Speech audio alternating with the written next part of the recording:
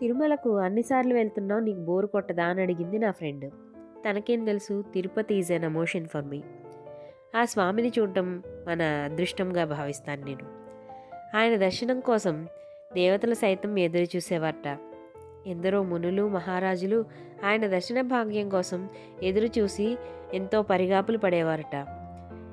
తిరుమలకు వెళ్తుంటే, ఆ అలిపిరి మెట్లు ఎక్కుతుంటే, ఆ ప్రకృతిని ఆస్వాదిస్తుంటే, 2-3 క్షణాలు ఆ స్వామిని దర్శించుకుంటుంటే, లడ్డూ ప్రసాదం కళ్ళకు అద్దుకుని తింటుంటే ఆ ఆనందం, అనుభూతి మాటల్లో చెప్పలేనిది. ఆ అనుభూతి కోసమే అక్కడికి వెళ్తుంటాం. వాడిపోయిన ఎన్నో జీవితాలు ఆయన కరుణా కటాక్షాలతో తిరిగి చిగురించాయి. కోట్లాది భక్తుల విశ్వాసం ఆయన.